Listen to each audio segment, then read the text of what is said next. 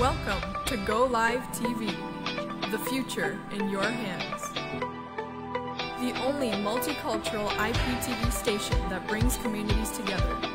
Over 2.7 million people have already watched. Go Live TV, anytime, anywhere.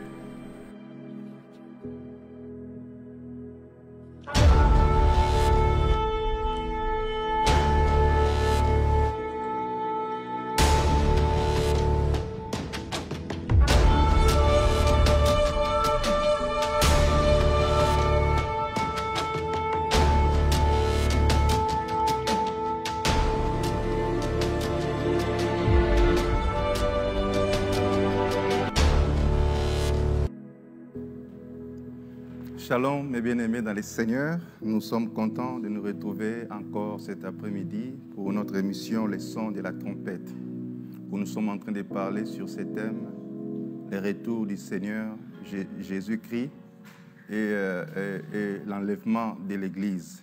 Nous avions commencé cette série d'enseignements il y a quelques semaines et aujourd'hui nous allons terminer avec ce thème et puis nous allons, à la prochaine émission, juste répondre aux questions qui nous ont été posées par rapport à cet enseignement. Avant de continuer, nous allons prier le Seigneur. Éternel Dieu, merci pour ce temps, merci pour ta grâce, merci pour ta bonté, merci pour ta fidélité, Seigneur. Si tu nous gardes en vie, Seigneur, c'est pour toi, car la Bible dit, nul ne vit pour lui-même, nul ne meurt pour lui-même. Si nous vivons pour le Seigneur. Que notre vie soit pour ta gloire, que tout soit pour ta gloire. En ton nom, Jésus, nous avons ainsi prié. Amen. Alors, nous sommes en train de parler sur l'enlèvement de l'Église et le retour de notre Seigneur Jésus-Christ. Nous avions dit que l'enlèvement, c'est cette grande promesse que l'Église détient, où le Seigneur nous a promis qu'il reviendra chercher son Église. Un jour, mes bien-aimés, un jour, les chrétiens, les vrais, disparaîtront de partout dans le monde au son de la trompette, à la voix d'un archange. Ce ne sont pas des rêveries, ce ne sont pas des utopies, ce ne sont pas des imaginations, c'est la réalité parce que la Bible en parle. J'ai dit dans la Bible, il y a des promesses qui se sont déjà accomplies, il y a des promesses qui sont en train de s'accomplir, il y a des promesses qui s'accompliront. Et j'ai dit, si la Bible avait prédit des choses qui se sont accomplies avec exactitude, c'est pour dire ce qui ne se sont pas encore accomplis, s'accomplira aussi avec exactitude. Et l'enlèvement en fait partie. Un jour, au son de la trompette, à la voix d'un archange, les morts en Christ ressusciteront premièrement et les vivants, nous serons transformés, nous revêtirons les corps de gloire et nous monterons dans les airs à la rencontre de notre Seigneur. La Bible dit, quiconque a en lui cette espérance se purifie chaque jour, se sanctifie chaque jour, car lui-même est saint. Alors quand il y aura enlèvement, la terre va rencontrer une période de tribulation pendant 7 ans. Nous avions dit qu'il y aura la tribulation pendant 7 ans et pendant la période de la tribulation, un personnage va apparaître. Il sera, la Bible l'appelle l'homme impie. L'antichrist va apparaître sur la terre et va régner, va faire alliance avec toutes les nations de la terre. Il y aura effectivement la venue du gouvernement mondial. Il y aura un seul gouvernement, il y aura une seule religion, il y aura une seule armée, il y aura un seul système sanitaire et il y aura l'antichrist qui va régner au-dessus de ce gouvernement mondial. Et nous voyons déjà des signes qui nous annoncent la venue de ce gouvernement mondial qui vient bientôt pour dire que le Seigneur est à la porte. Nous devons nous préparer. Alors l'Antichrist fera alliance avec toutes les nations de la terre et avec Israël aussi. Et il va aller s'asseoir au temple et se proclamer Dieu.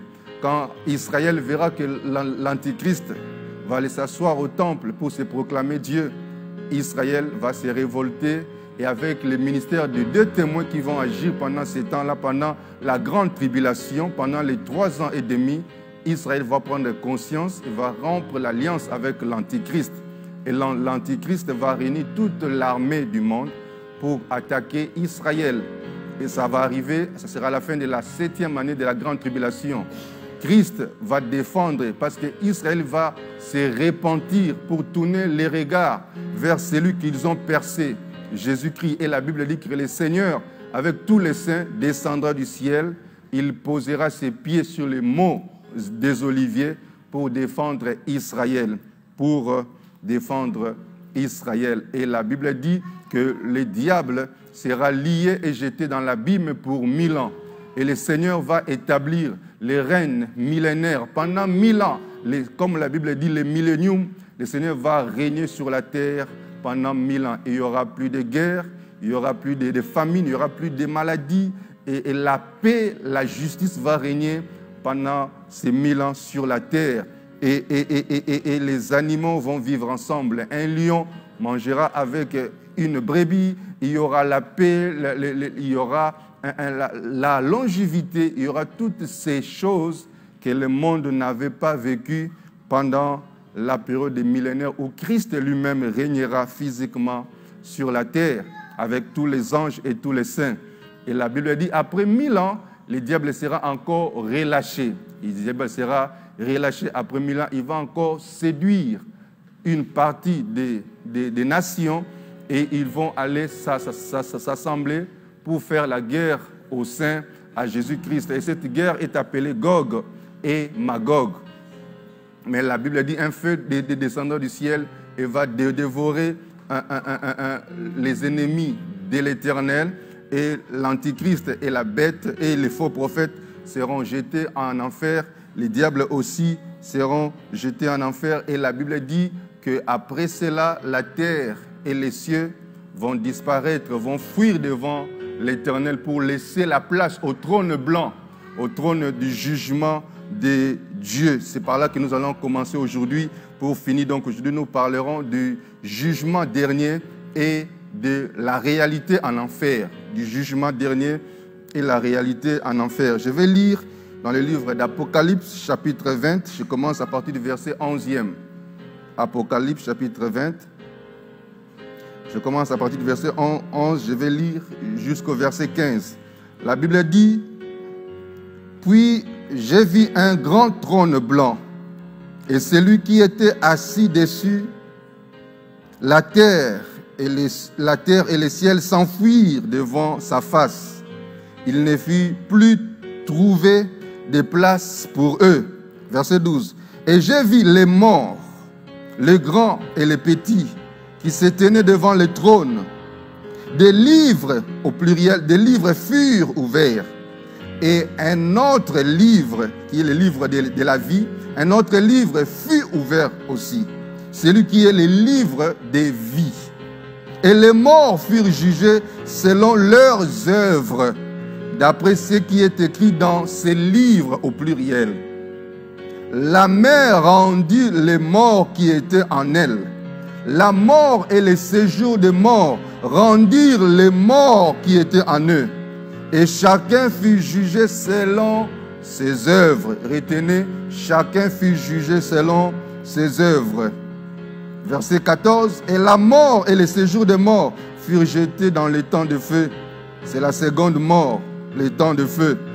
Verset 15. Quiconque ne fut pas trouvé écrit dans les livres des vies fut jeté dans les temps de feu. Quiconque ne fut pas trouvé écrit dans les livres des vies fut jeté au feu. Bien aimé, la Bible dit que la terre et le ciel fuirent devant l'Éternel. La Bible dit que le trône blanc apparaît. Il y aura un temps où la terre que nous voyons, le ciel que nous voyons, disparaîtront, s'enfuiront devant la face de l'Éternel. Et le trône blanc, le trône du jugement va apparaître. Aujourd'hui, Christ est notre avocat. Aujourd'hui, Christ est notre intercesseur auprès du Père. Mais il y aura un jour, il sera notre juge. La Bible l'appelle le juste juge. Il y aura un jour, il va s'asseoir sur le trône blanc pour juger les morts et les vivants, pour juger chaque personne. Et la Bible dit des livres furent ouverts. Donc il y a des livres dans lesquels tout ce que tu fais, tout ce que tu dis, tes actes, tes pensées, tes mouvements sont inscrits dans ces livres-là. toute ta vie, tout ce que tu fais chaque jour depuis ta naissance jusqu'au jour de ta mort, tout est inscrit dans les livres. Il y a comme une caméra cachée qui est braquée sur ta vie, jour après jour.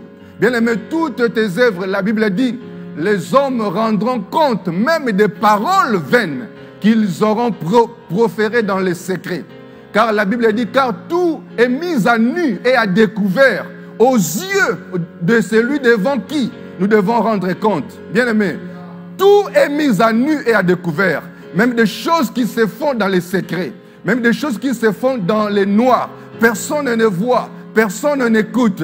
Tu penses que personne ne te voit. Tu penses que personne ne t'écoute. Mais il y a un Dieu au ciel qui est omniscient, qui est omniprésent, qui est omnipotent, qui voit toutes choses. Ta vie va défiler devant toi.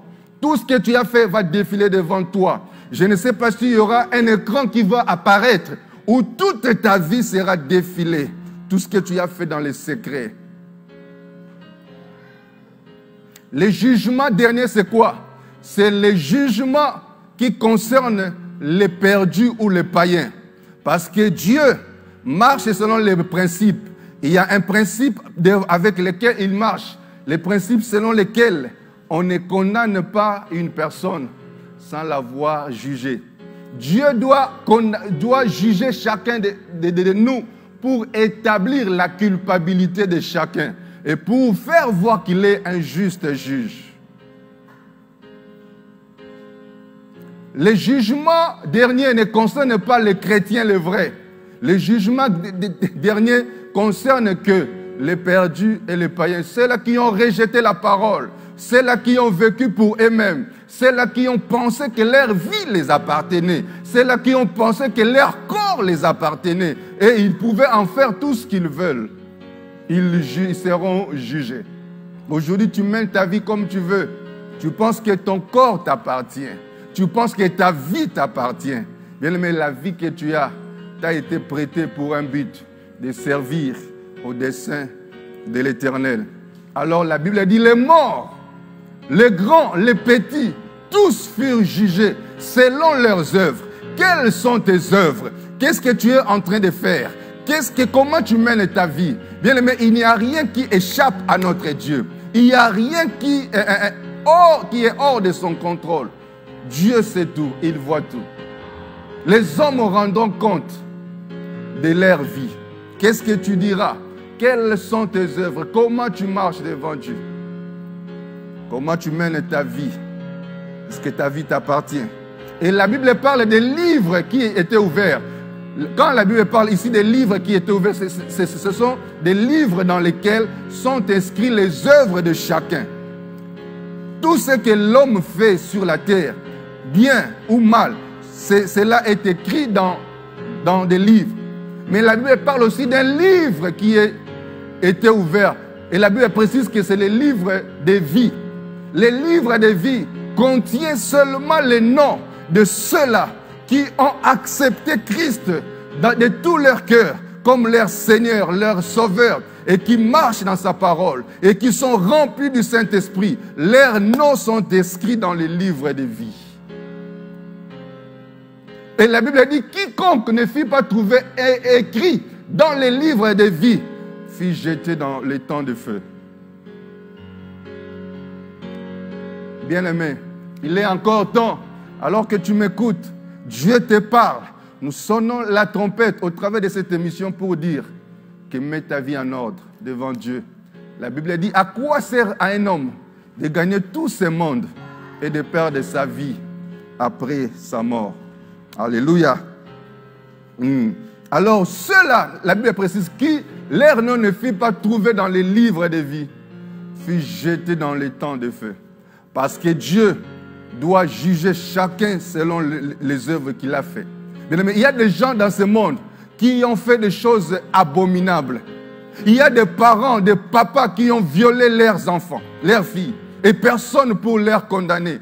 Il y a des présidents de ce monde qui ont tué, qui ont massacré, qui ont éliminé toute une population, toute une partie de la population pour faire asseoir leur pouvoir. Il y a des choses abominables qui se passent dans ce monde, des crimes. Il y a des grandes compagnies qui sont prêtes à semer la guerre, la rébellion dans certains pays pour leurs profits financiers. Il y a des choses qui se passent dans ce monde où les faibles, où les impuissants, où les pauvres est anéanti, où personne ne peut prendre sa défense. Mais il y a un jour, Dieu jugera les hommes. Dieu jugera les hommes. Dieu jugera les hommes. Et chacun sera jugé selon ses œuvres. Quelles sont tes œuvres? Pourquoi tu vis? Alléluia. Alors que tu entends encore cette parole, mets-toi en règle avec le Seigneur. Crains le Seigneur et fais ce qui est bien et droit devant Dieu. Alors, le jugement dernier sera un jugement pour établir, j'ai dit, la culpabilité, pour montrer aux hommes que Dieu est juste. Dieu est juste. Dieu est juste dans son jugement. Il est appelé le juste juge. Il ne peut jamais, même dans sa bonté, il ne peut jamais faire entrer une personne au ciel s'il mérite l'enfer. Il sera plus juste. Il ne peut jamais, Dieu ne peut pas se tromper dans son jugement. Il ne peut jamais alors jeter une personne en enfer, laisser aller une personne en enfer qui mérite le ciel. Jamais. Dieu ne peut pas se tromper. Il y a des gens qui nous disent, alors ceux-là qui meurent sans avoir écouté l'évangile de Christ, Dieu est le juste juge. Il ne peut jamais se tromper de son jugement. Il ne peut jamais commettre d'erreur. Il sait tout. Mais toi qui écoutes cette parole, Dieu te parle. Un jour, tu passeras devant le jugement de Dieu. Devant le trône blanc pour être jugé. Selon tes œuvres. Selon tes œuvres. Et la Bible dit, quiconque leur nom ne fut pas trouvé dans les livres de vie. Parce que les preuves seront là. Toutes les preuves seront là devant toi. Il y en a des gens qui disaient, j'ai parti même à l'église, Seigneur. J'étais là le dimanche, mais le Seigneur te montrera même tes pensées. Quand tu venais à l'église, c'était avec quel but? Pour chercher les filles, pour être vu, pour montrer ses vêtements, pour montrer comment tu es beau, comment tu es belle. Le Seigneur te dira que tu ne venais pas pour moi, tu ne venais pas me chercher, tu venais pour tes propres intérêts. Bien-aimé, la Bible dit c'est une chose terrible que de tomber entre les mains de Dieu Tout-Puissant. Il y a un frère qui aimait nous dire, aie des problèmes avec des hommes, tu trouveras toujours un homme plus grand que lui pour te défendre. Mais si tu as un problème avec Dieu, c'est une chose terrible que de tomber entre les mains du Seigneur. Alléluia. Et un jour, nous serons devant le jugement et la culpabilité de chacun sera établie. Le Seigneur te dira que je n'avais pas fait l'enfer pour toi. L'enfer a été fait pour les diables. Mais tu as fait le choix de suivre les diables dans ces mensonges. Et vois ce que tu mérites. Tu n'as pas vécu pour moi.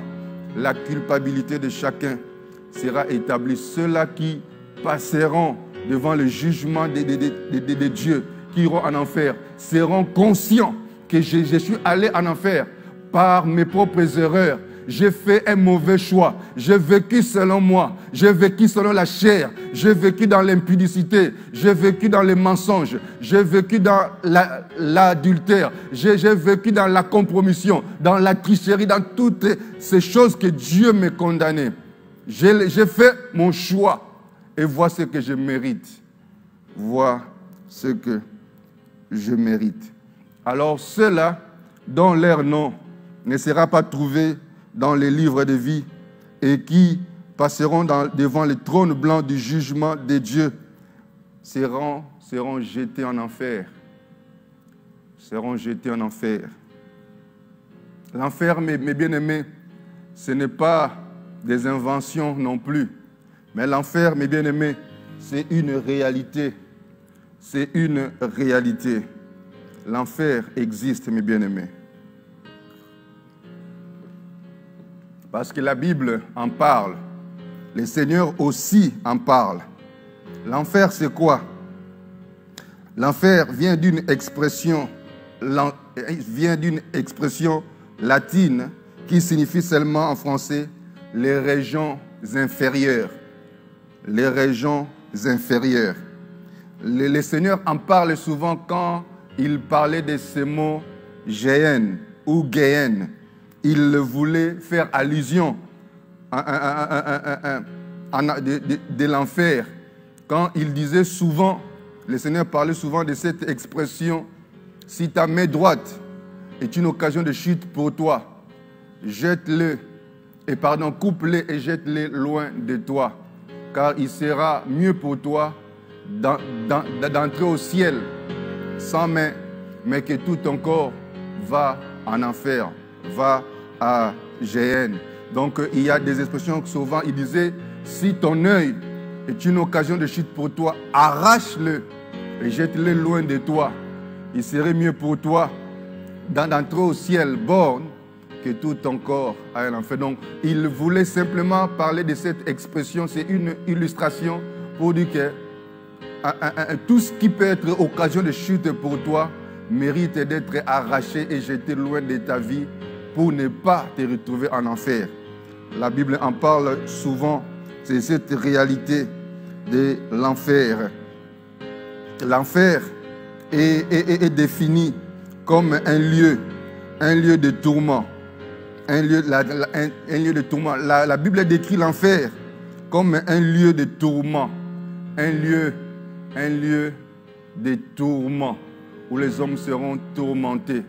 Parce que la Bible parle de l'enfer comme un lieu où les flammes ne s'éteignent point, où les flammes sont éternelles. Un lieu, là, une des caractéristiques de l'enfer. Il y a un feu qui ne s'éteigne pas. Il y a des flammes qui ne s'éteignent pas. Les gens qui seront là brûleront pour toujours dans ces lieux, des zones inférieures, ces lieux de tourment, ces lieux de souffrance où les flammes ne s'éteignent point, où le ver ne meurt point, dit la Bible. Donc la Bible parle des flammes qui ne s'éteignent point. Selon Ésaïe 33, 14, selon Luc 16, 24, selon 2 Thessaloniciens 1, 7 à 8, les flammes qui ne s'éteignent point, où les vers ne meurent point, selon Marc 9, 48, selon Ésaïe 66, 24, il y aura la flamme, les flammes qui vont brûler en enfer pour tourmenter ceux qui y seront. Mais il y aura aussi des vers qui ne meurent point. Il y a des gens que le Seigneur a fait grâce, où ils ont vu des gens en enfer avec des vers qui les transpercent, des vers qui ne meurent point, ils les transpercent tout leur corps. Amen, amen. C'est un lieu, dit la Bible, un lieu d'opprobre, un lieu de la honte éternelle. Selon Daniel 12, 2. C'est un lieu où les flammes ne s'éteignent point. Nous l'avons dit selon Matthieu 3, 12. Selon Matthieu 18, 8. Matthieu 25, 41. Et selon Marc 9, 43. C'est un lieu de perdition éternelle. Vous voyez, ceux-là qui se retrouveront en enfer sont perdus pour toujours. Un lieu de perdition éternelle. Il n'y a pas une seconde chance. Il n'y a pas un rattrapage. Si tu te retrouves là, c'est pour toujours. Et c'est pour l'éternité. Alléluia. C'est pour l'éternité. C'est ça même, le châtiment en enfer. Un lieu de châtiment éternel, selon Matthieu 25, 46. Un lieu de châtiment éternel. Un lieu de ténèbres. Un lieu de ténèbres. Un lieu où les gens vont pleurer, un lieu de pleurs et de grincement des dents. La Bible définit l'enfer comme un lieu de pleurs et de grincement des dents, et un lieu de malédiction. Vous voyez, les châtiments en enfer. Je veux nous parler en quelques mots, les châtiments que les gens vont subir en enfer. La Bible parle des flammes, les flammes qui ne s'éteignent point. Il y aura le feu qui brûlera continuellement en enfer. et il y aura des vers qui ne meurent point, des vers comme des serpents qui vous transpercent durant toute l'éternité en enfer.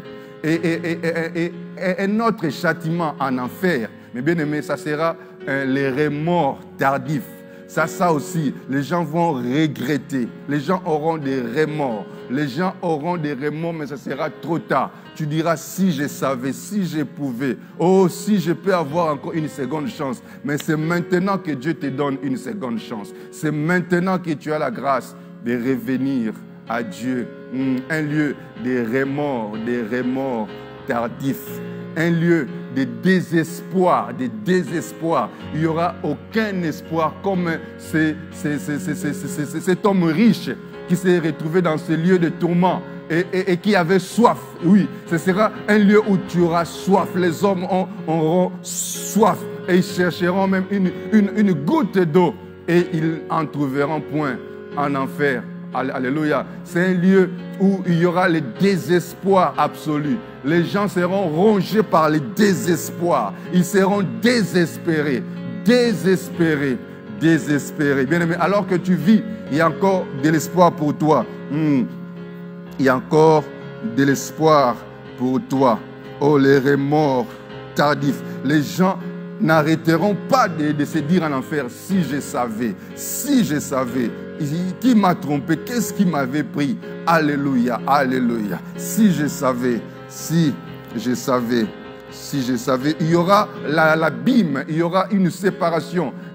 Tu ne sauras pas sortir. Personne ne pourra arriver à sortir de cet endroit-là. Tu vas prier, tu vas implorer. Ta prière ne sera jamais exaucée. C'est maintenant qu'il faut prier Dieu. Alléluia. Il y aura la solitude.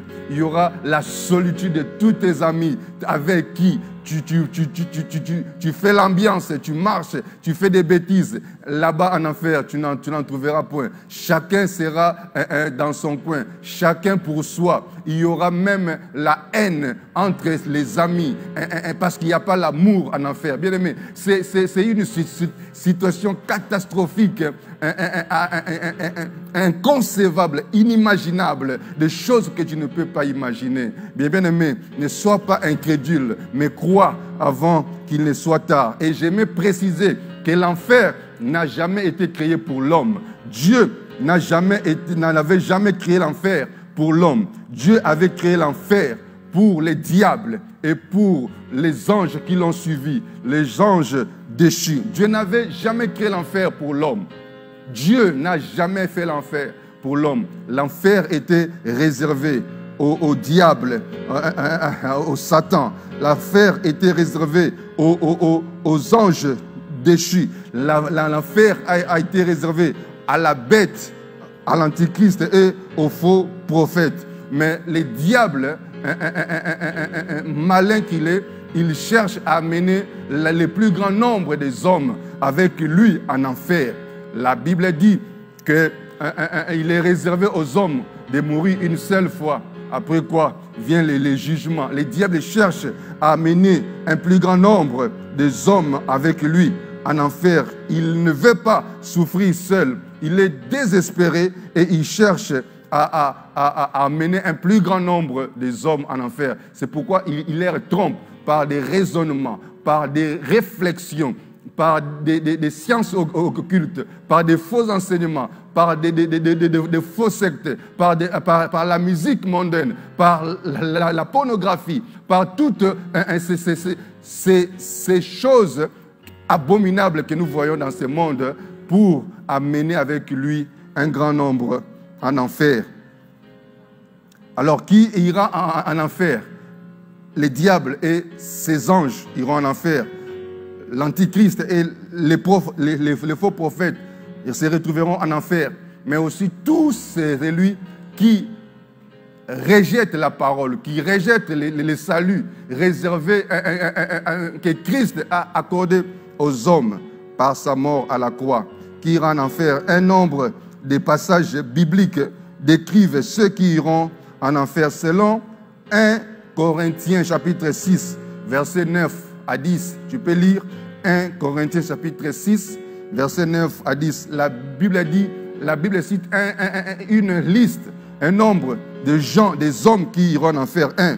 Les injustes, ceux qui ne marchent pas dans la justice. Les impudiques, ceux qui vivent dans la fornication. Tu n'es pas marié avec un homme, avec une femme, mais tu couches avec cet homme-là, avec cette femme-là. La Bible dit que tu iras en enfer, tu vis dans l'immoralité sexuelle. Et il y a les idolâtres. C'est ceux-là qui, dans leur cœur, Dieu n'a pas la première place. Il y a une autre chose, une autre personne, une autre activité qui a pris la première place dans son cœur. Dieu n'est pas sa priorité. Bien-aimés, faites attention de veiller à ce que Dieu soit le seul occupant de votre cœur, soit la seule personne qui règne et qui vit dans votre cœur. Si tu commences à aimer quelque chose plus que Dieu, la chose là devient Dieu pour toi et tu deviens idolâtre. Les efféminés, les transgenres, les pervertis, les hommes qui cherchent à devenir les femmes, les femmes qui cherchent à devenir les hommes, ce sont des gens qui se retrouvent en enfer. Les voleurs, les infâmes, les cupides, les ivrognes, toi qui vis dans l'ivrognerie, la Bible dit que ce sont des gens qui se retrouveront en enfer. Les outragés, les ravisseurs se retrouveront en enfer. Selon Galates 5, 19 et 21, ceux qui pratiquent l'impudicité, l'impureté, la dissolution, l'inimitié, les querelles, la jalousie, l'animosité, les disputes, les divisions, les envies, les excès des tables. Selon 2 Timothée 3, 1 à 5, les égoïstes, les fanfarons, les hautains, les blasphémateurs, les rebelles à leurs parents, les ingrats, les irréligieux, les insensibles, les calomniateurs, les intempérants, les cruels. Ce sont des catégories de gens qui se retrouveront en enfer. Et j'aimerais ouvrir une parenthèse ici. Il y a beaucoup de témoignages que nous commençons à écouter maintenant, où les gens disent qu'ils ont fait des expériences, ils ont été en enfer, ils ont vu des gens en enfer parce que les gens parlaient ceci, s'habillaient comme ça, mettaient ceci, mettaient cela. Mais j'aimerais aussi nous dire qu'il y a beaucoup de témoignages comme ça qui ne viennent pas de Dieu. Et on doit avoir les discernements. Essayons de nous baser sur ce qui est écrit dans la parole. La Bible nous donne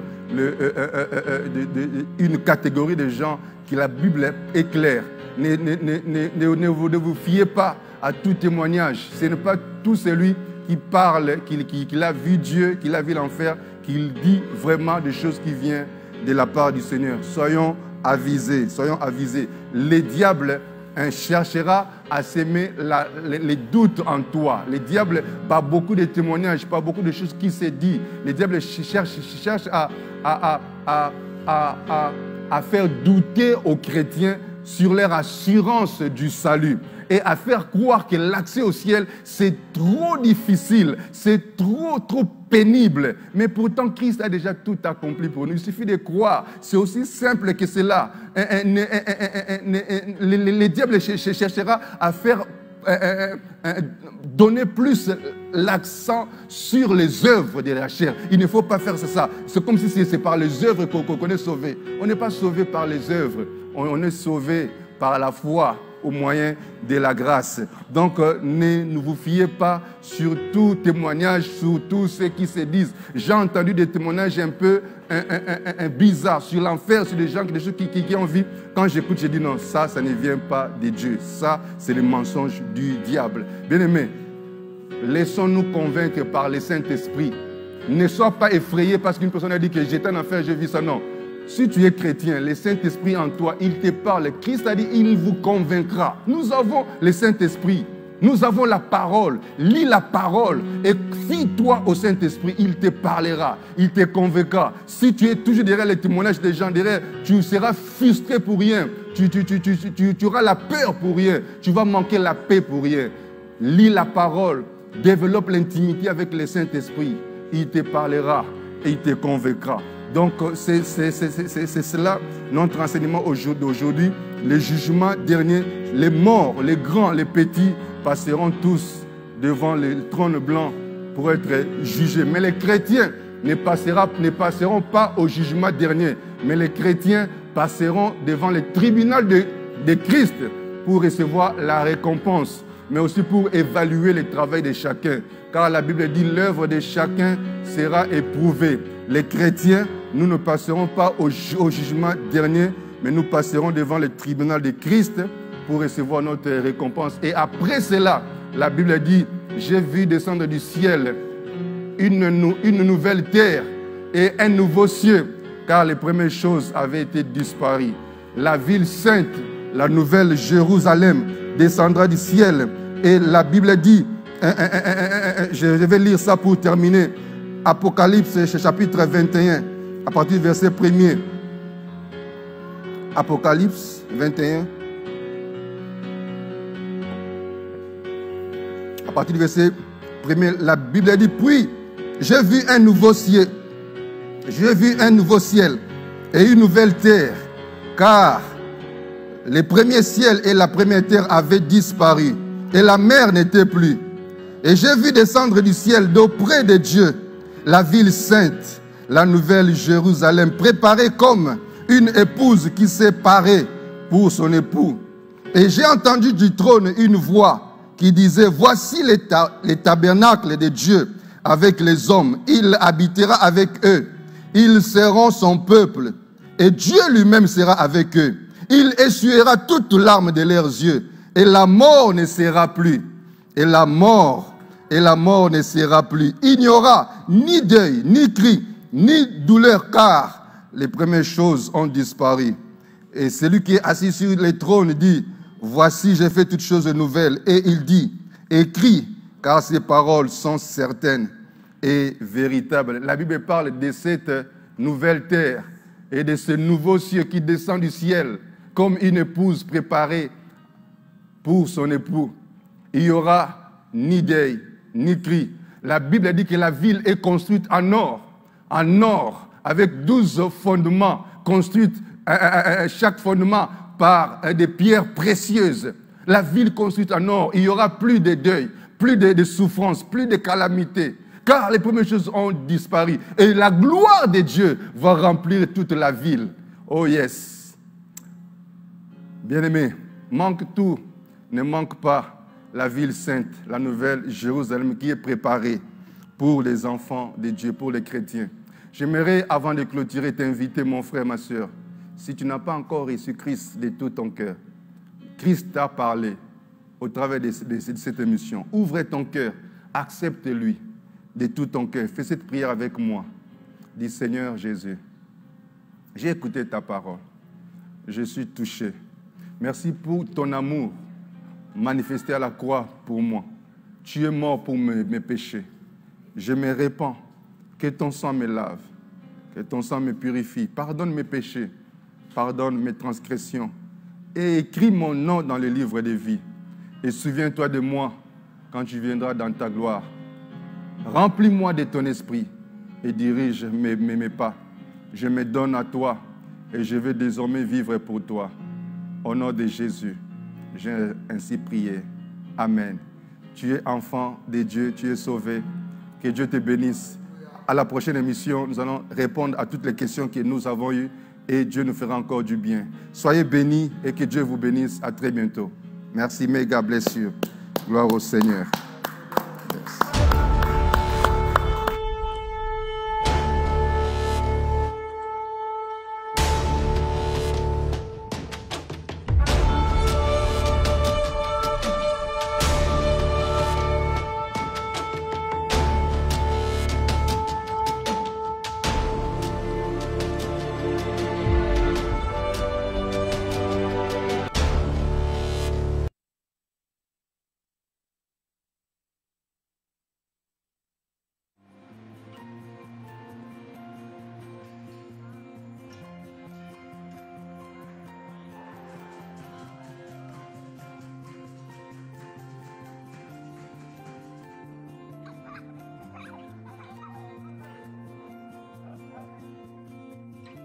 This is our family. This is our life.